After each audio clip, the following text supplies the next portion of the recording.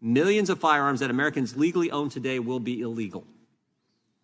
Under this bill, if you give one of those legally owned firearms to a family member or a friend or a neighbor, you could end up in federal prison for 5 years if you don't go through an FFL for a background check prior to letting your grandson use your firearm. Think about that. Millions of guns that fit the description of those outlined in this bill are in the homes of law-abiding Americans as we speak right now. This bill would send these lawful firearm owners to prison if they try to give a neighbor or sell them to a friend. Not only would this legislation strip Americans of their rights, but it would do nothing to make our communities safer. We know that because Democrats tried it before. They tried it with the, quote, assault weapons ban in 1994. And guess what? That ban was found to be ineffective in reducing violent crime. A congressionally mandated study concluded that the banned guns were never used in more than a modest fraction of all gun murders, before the 1994 ban, and that the law's 10-round limit on new magazines was not a factor in multiple victim or multiple wound crimes.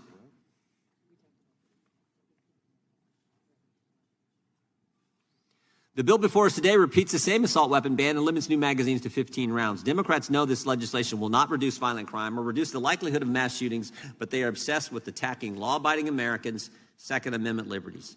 For over 30 years, the Democrats have been running a propaganda campaign to make people believe that, quote, assault weapons are a specific class of firearms that no one needs to own. In reality, assault weapons is a message-tested phrase made up by the political class to advance its anti-gun agenda. In 1998, gun control advocates at the Violence Policy Center made up the term assault weapon to stoke fear and exploit public confusion about commonly owned rifles. These advocates stated that this confusion can only increase the chance of public support for restrictions on these weapons. Just last week, in a moment of candor, the Associated Press cautioned avoiding terms like assault weapon and assault rifle because they are highly politicized and convey little meaning about the actual functions of the weapon.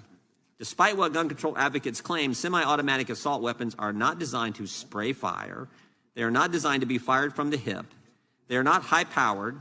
They are not equipped with grenade launchers and rocket launchers, as some have said. The notion that adding certain accessories to an otherwise lawful rifle can somehow turn that rifle into an assault weapon is illogical and wrong.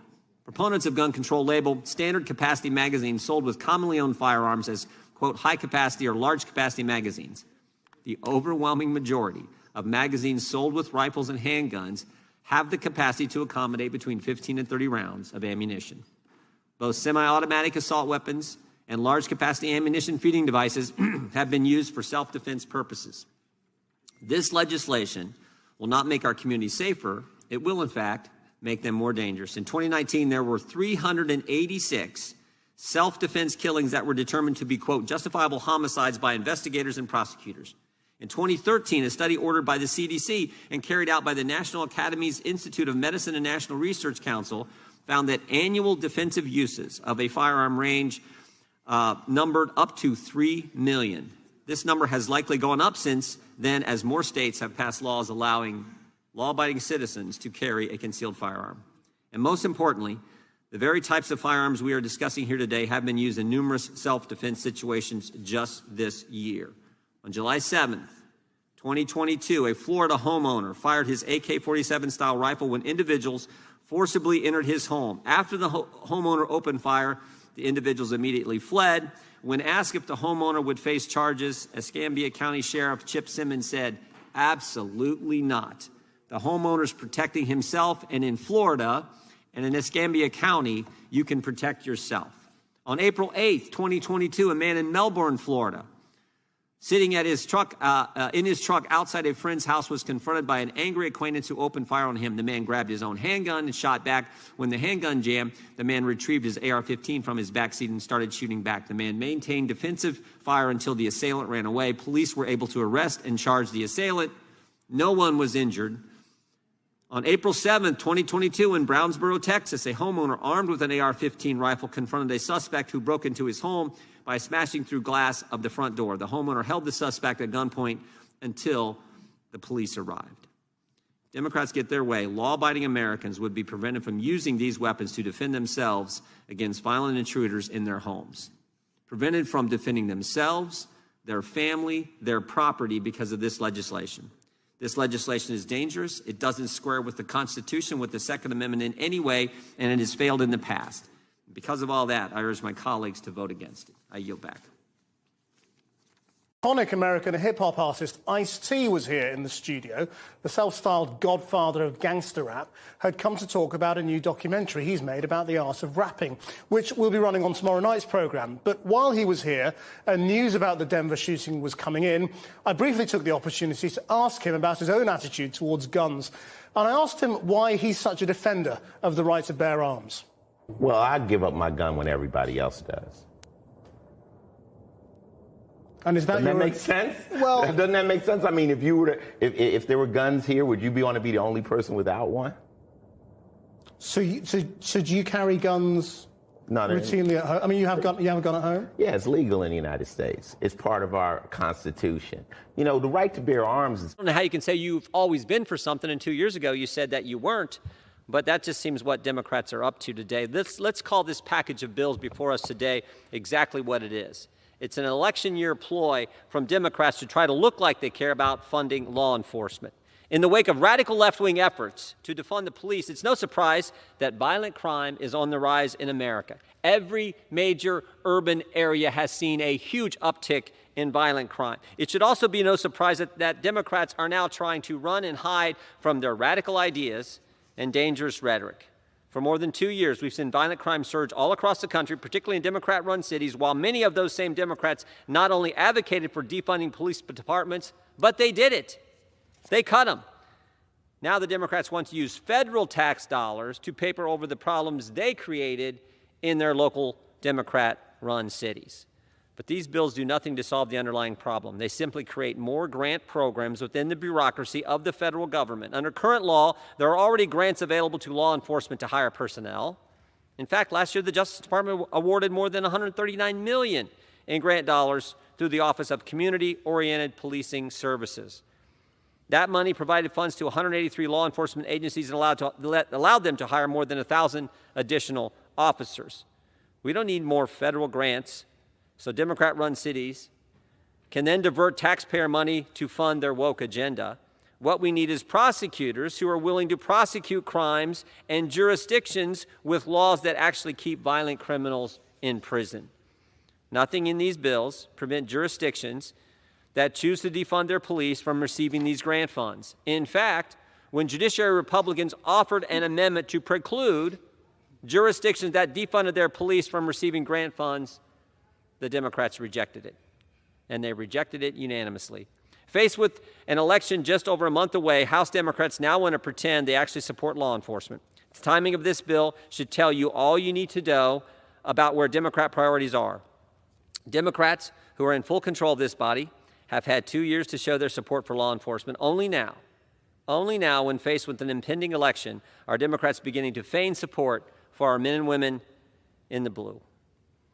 Democrats could have shown their support for law enforcement. Instead, Democrats passed bills to infringe on Americans' Second Amendment rights, legalize marijuana, further empower the Biden Justice Department to spy on concerned parents.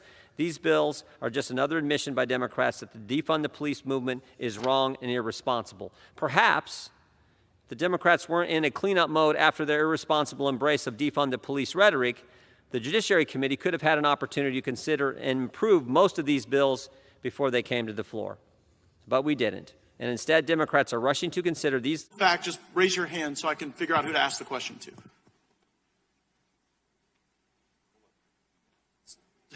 So the record can reflect no witnesses have raised their hand.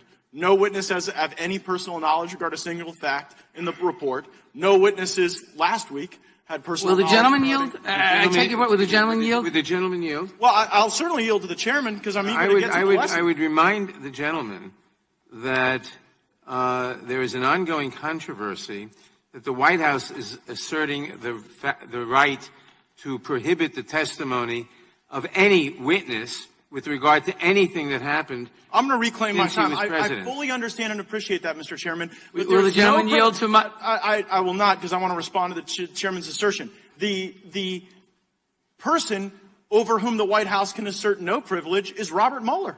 And you have the power to subpoena Robert Mueller. You have used subpoena power extensively in this committee, and you won't subpoena the person who wrote the report. And so this hearing should not be entitled Lessons from the Mueller Report. It should be entitled Hot Takes from the Mueller Report, because what we're getting are people who have no knowledge of the facts, no information as to the underlying information. They're just reading it and offering their analysis and their hot takes. But I think that there's a far more critical issue that our committee should be addressing and that we could address.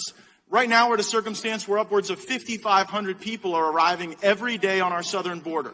And this committee has the jurisdiction to reform our asylum laws, to secure the border, to make changes to ensure that we have a country that's protected and a rule of law that's maintained. Fortunately, actually, one of our witnesses is somewhat of an expert on this subject. Ms. Cordero, He's not in order. Ms. Cordero, you are somewhat of an expert on the activities that go on our southern border, aren't you?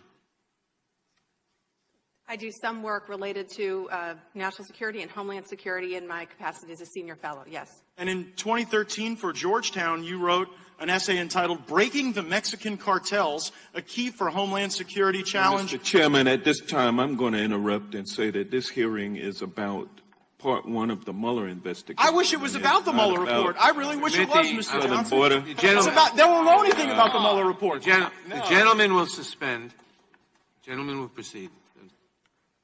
Gentleman has the time. You wrote, breaking the Mexican cartels is no easy feat, but is a necessary one to secure our southern border, eliminate the presence of dangerous cartels in our cities, reduce Americans' contribution to the drug trade and resulting violence, and play our role in restoring the Mexican citizenry to a free society from daily terror. Is it your impression that since you wrote this in 2013 that the circumstances on our southern border have gotten better or worse?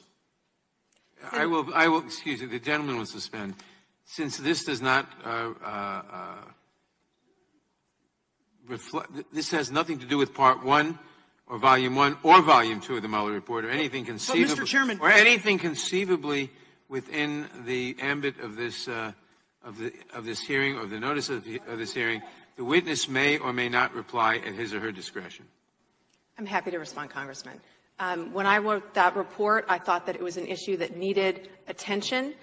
It was not at the beginning of the Obama administration something that I think did get sufficient attention.